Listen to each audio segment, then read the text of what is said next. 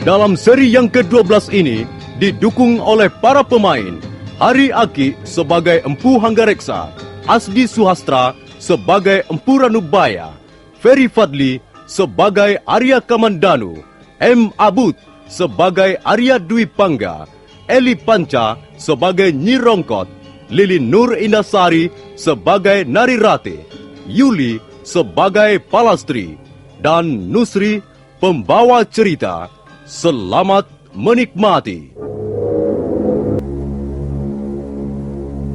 Empu Hanggareksa marah sekali mendengar gunjingan orang mengenai diri dua orang anaknya. Apalagi gunjingan itu menyangkut perihal gadis dari desa lain. Malam itu, Empu Hanggareksa tidak langsung tidur begitu tiba dari Singasari. Dengan geram, dia membentak-bentak dua anak laki-lakinya yang diam tak berkutik di tempat duduknya. Terlebih Arya Kamandanu yang selama ini tidak pernah mengecewakan ayahnya. Jawab, Kamandanu. Jangan membisu seperti Arca Dwarapala begitu. Bicaralah. Kemukakan alasan yang masuk di akal. Kalian ini tidak bisa membalas budi baik orang tua kalian. Ayah, saya mengaku bersalah. Saya mohon maaf atas kesalahan saya ini. Saya tidak akan mengulanginya lagi, Ayah. Kalian anak-anakku. Mestinya kalian bisa menjunjung tinggi nama baik Hanggareksa. Sudah banyak yang kulakukan hingga saat ini demi membela kehormatan keluarga. Dan apa yang kulakukan ini untuk kalian juga nantinya. Lihat saja, aku yang sudah tua begini masih berkuda dari Kurawan ke kota Singasari. Untuk apa ini semua, ha? Dwi Pangga dan kau, Kamandanu. Iya, Ayah. Kalian anak-anakku. Dua-duanya laki-laki. Kuharap kalian mampu menjadi laki-laki yang mandiri. Apa yang sudah kupegang, kalian harus menggenggamnya lebih erat. Apa yang sudah kuperoleh, kalian ikut memilikinya. Semua yang telah kucapai ini akan kuwariskan pada siapa lagi, kalau bukan pada anak-anakku. Lihatlah. Uang. Uang sebanyak ini adalah hadiah langsung dari Sang Prabu Kertanegara. Di samping uang, ayahmu juga mendapat imbalan jasa yang lain. Ayahmu ini orang yang berjasa pada negara. Apa kalian tidak menyadari hal ini, Kamandanu? Dwi Pangga? Iya, Ayah. Lihat, sebuah piagam dari piringan emas murni. Ini juga hadiah langsung dari Sang Prabu sendiri. Dan sekarang, dengar. Apa kalian sudah mengantuk? Hah? Kalau kalian mengantuk, tahan dulu. Jangan tidur dulu. Seorang laki-laki sejati harus bisa mengalahkan rasa kantuk. Harus bisa mengendalikan hawa nafsu.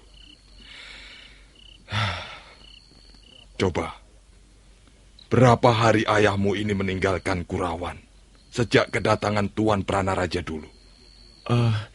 Lebih dari 2 bulan, Ayah. Ya, tepatnya 76 hari. Selama itu kalian pikir apa yang kukerjakan di Istana Singasari? Makan, tidur, bersenang-senang. Ayah pasti mempunyai banyak acara di istana. Iya. Rupanya apa yang telah dirintis ayahmu selama ini baru akan berbuah. Sang Prabu sangat gembira dan menaruh kepercayaan yang besar padaku.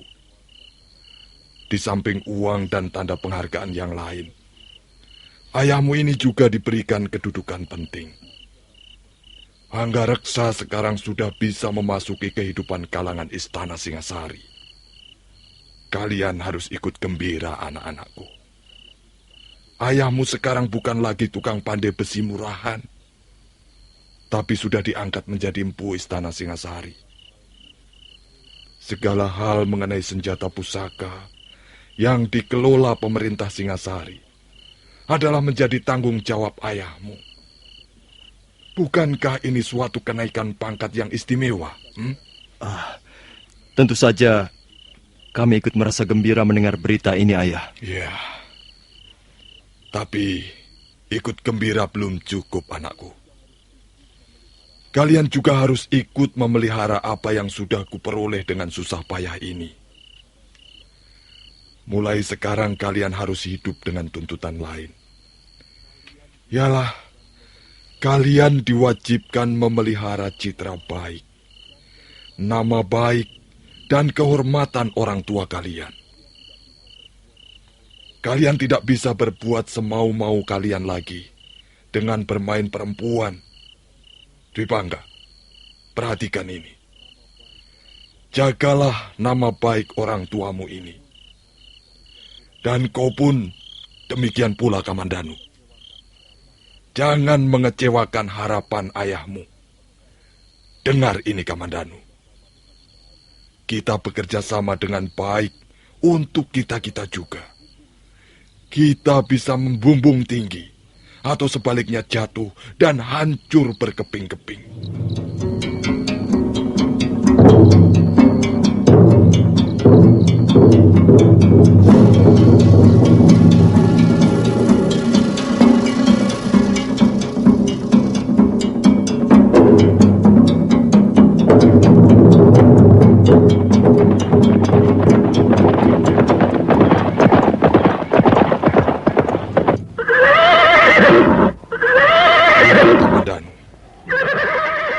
Daerah inilah yang diberi tanda merah tebal dalam peta yang kuperlihatkan padamu itu.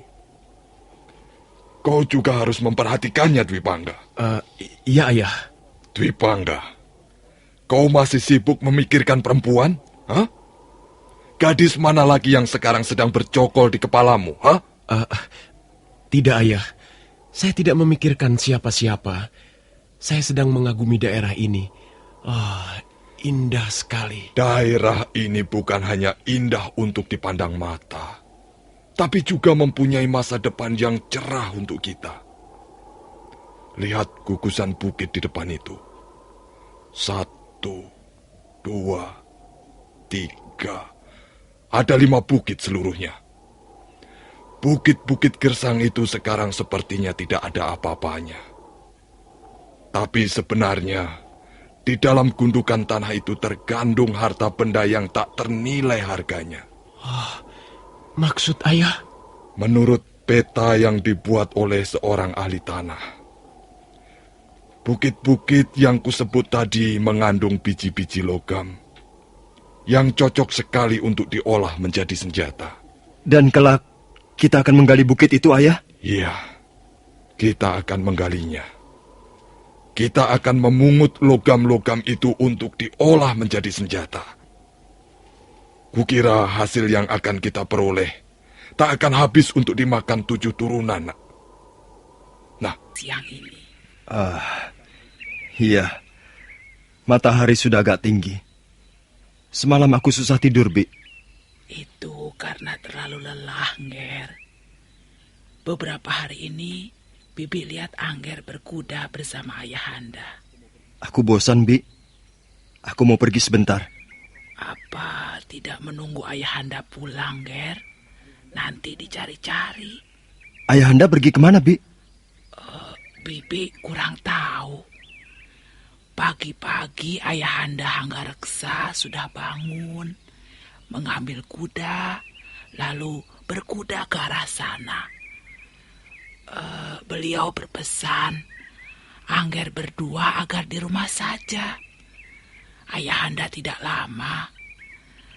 Kata beliau, Angger berdua akan diajak berkuda lagi ke daerah timur sana. Aku bosan, Bi. Aku tidak senang pergi dengan ayah. Loh, mengapa begitu, Ngger?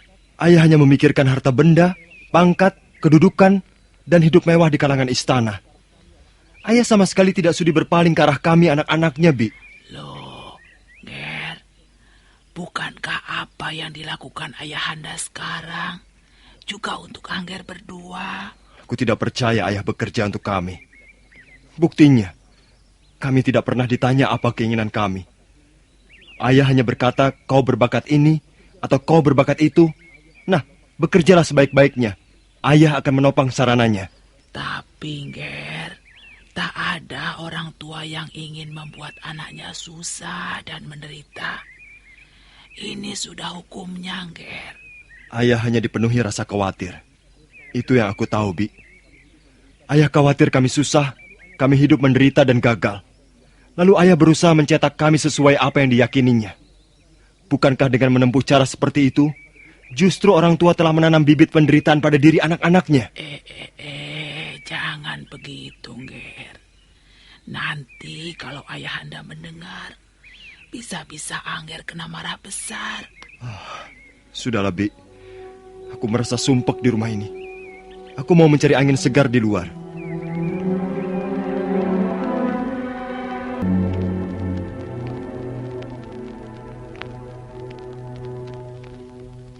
Nah, lihat Kakang Ranubaya. Ini adalah hasil kita selama ini. Dan kau berhak mendapatkan separuh dari jumlah uang yang kuterima dari pemerintah Singasari. Banyak sekali uang ini, Anggareksa. Ya, kita memang berhak memperoleh uang banyak. Karena kita pun sudah berbuat banyak. Kita dianggap berjasa besar pada pemerintah Singasari. Anggareksa, apakah hanya uang ini yang kau cari selama ini? Aku juga mendapatkan yang lain, Kakang. Tanda-tanda penghargaan dan juga bermacam-macam sarana untuk mengembangkan usahaku. Maka kalau Kakang Ranubaya mau terus bekerja sama denganku, semuanya akan beres. Beres? Beres? Apa hanya yang beres? Kakang Ranubaya, Aku tidak membutuhkan uang. Aku tidak butuh pangkat, kedudukan, ketenaran dan tanda penghargaan dari Kertanegara. Aku sudah merasa cukup dengan apa yang kuterima sekarang ini. Kakang Ranubaya, kita bisa berbuat banyak dengan apa yang telah diberikan pemerintah Singasari. Aku bisa berbuat apa saja tanpa bantuan pemerintah Singasari. Hah? Kau jangan membujuk aku lagi, Anggareksa. Nanti aku bisa membencimu sampai ke tulang sumsumku. Kakang Ranubaya, apakah Kakang tidak sadar bahwa dengan bersikap seperti ini, Kakang berarti memusuhi pemerintah Singasari? Anggareksa, sekarang kau berusaha mengancam aku. Hah? Kakang telah tidak menghargai lagi pemerintah Singasari. Kakang membuang begitu saja uang pemberian Prabu Kertanegara. Kalau sampai pemerintah dapat mencium peristiwa ini, Kakang Ranubaya bisa kena sanksi yang cukup berat. Anggareksa, aku tidak bermaksud memusuhi pemerintah Singasari. Tidak memusuhi siapa-siapa. Tapi aku pun tidak bersedia untuk kau ajak bekerja pada Kertanegara. Kau tahu bahwa aku mempunyai hak, bukan? Jadi Kakang Ranubaya tetap menolak uluran tanganku yang bersahabat ini. Tariklah kembali tanganmu, Anggareksa. Aku bisa mengurus diriku sendiri. Kau keras kepala, Dan Kakang. kepalamu terlalu lembek, Anggareksa, hingga mudah dibentuk ke sana kemari oleh orang-orang yang akan memperalat kepandaianmu. Sudah! Kita memang berbeda pendapat. Nah, bukankah itu sudah kukatakan sejak dulu? Baiklah. Aku tidak akan memaksa kalau memang Kakang Ranubaya tidak bersedia. Kau paksa pun aku tidak akan sudi menjadi gedibal Kertanegara. Nah, pergilah Anggareksa. Bawalah kembali uangmu itu. Aku tidak membutuhkannya. Baik, Kakang, baik. Dan barangkali ini adalah untuk kali terakhir aku mengadakan pendekatan denganmu. Mulai besok, kau sudah bukan kakak seperguruanku lagi.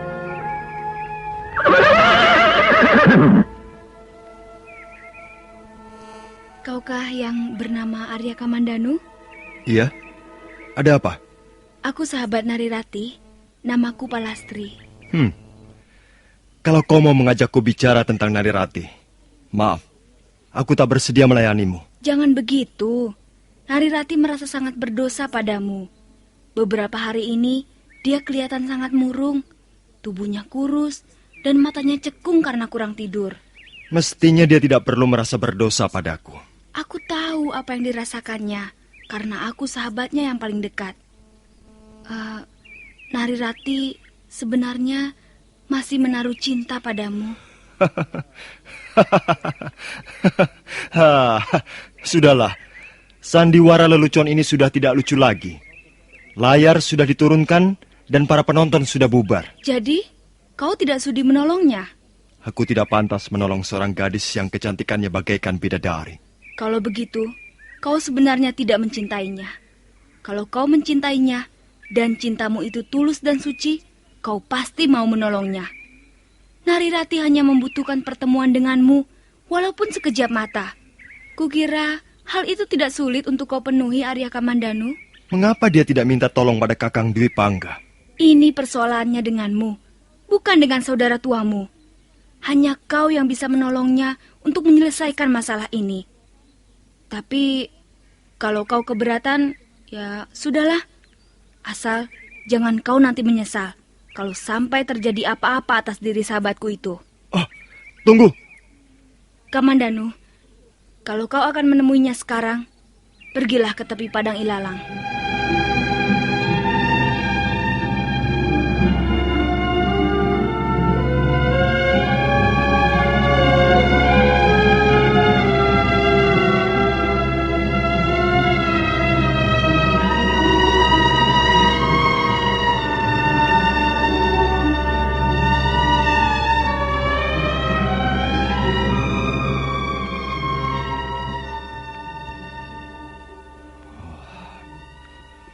Narirati. Gadis itu telah mengkhianati cintaku. Dan sekarang dia ingin bertemu denganku. Apa maksudnya?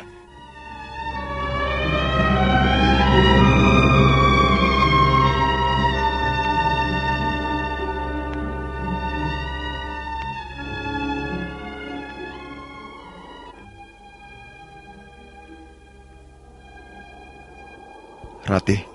Akhirnya kau datang juga, Kakang Kamandanu. Kau masih membutuhkan kehadiranku di tempat ini? Jangan begitu, Kakang. Kita pernah menjadi milik tepi padang ilalang ini.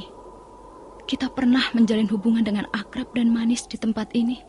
Semua itu sudah berlalu, Ratih. Ya, agaknya begitu, Kakang. Semuanya sudah harus berlalu. Sebenarnya, aku tak ingin pertemuan semacam ini lagi. Aku sudah menguburkan semuanya. Tak ada yang perlu diingat ataupun dikenang. Aku yang menginginkan pertemuan ini, Kakang. Bukan kau. Untuk apa? Untuk melihat pelangi itu yang terakhir kalinya bersamamu. Lihatlah. Pelangi itu persis seperti dulu. Penuh warna-warni. Indah sekali. Tidak. Pelangi itu bagiku tidak indah lagi. Justru mataku menjadi sakit setiap kali memandangnya. Ya, semua ini memang salahku, Kakang. Aku wanita yang berdosa. Aku tidak pantas lagi memandang pelangi di tepi padang ilalang ini. Aku mestinya sudah dicampakkan ke dalam lumpur neraka. Aku menyesal, Kakang. Aku menyesal sekali telah mengkhianatimu. Sudahlah, Ratih. Keringkan air matamu. Kasihan bumi tempatmu berpijak kalau harus menjadi sasaran derai air matamu. Bumi itu suci, tak berdosa. Ya, memang akulah yang berdosa. Biarlah aku sandang beban dosa ini seumur hidupku, Kakang. Kau dusta. Bukankah kau sudah mendapat kebahagiaan yang kau idam-idamkan selama ini? Kau sudah merebut hati Kakang Dwi Pangga. Dan sebentar lagi kau akan kenyang mendengar syair-syairnya tentang cinta. Kakang Kamandanu, ini bukan persoalan Kakang Dwi Pangga. Ini adalah persoalan kita berdua. Kita tidak mempunyai persoalan lagi. Aku ingin minta maaf padamu, Kakang. Aku telah menyakiti hatimu. Bukalah sedikit pintu hatimu untuk menuangkan maafmu. Baik. Baik. Akan kubuka pintu hatiku selebar-lebarnya. Agar kau bisa puas memperoleh apa yang kau inginkan. Kakang, aku ingin ketulusan hatimu. Jangan bicara soal ketulusan hati. Jangan lagi bicara soal kesetiaan, soal kebajikan, karena semua sudah terbukti.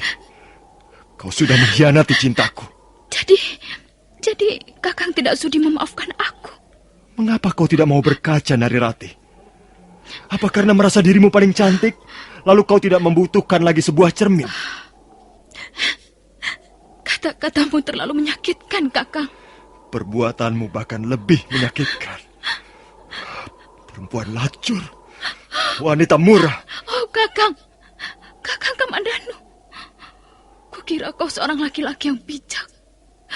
Mengapa kau mengeluarkan ucapan-ucapan sekeji itu? Kau menganggapku berdosa karena telah mengkhianati cintamu. Baik, ku terima dengan tabah tuduhanmu itu. Tapi apakah selama ini kau pernah mengutarakan rasa cintamu padaku? Selama ini, aku hanya menunggu dan menunggu. Padang ilalang ini sebagai saksinya bahwa aku selalu menunggu pernyataan cintamu. Tapi sekian lama menunggu, sekian lama pula hatiku kecewa. Kau tetap saja menyembunyikan perasaanmu. Kau tinggi hati, kau angkuh sekali. Dan akulah yang menjadi korban cintaku sendiri. Apakah ini adil? Baiklah, kalau memang kau tidak bersedia memaafkan Narirati, biarlah aku hidup sampai di sini saja. Secepat kilat, gadis menguntur yang sudah dirundung putus asa itu mencabut sebilah pisau yang tajam berkilat-kilat. Rati, jangan!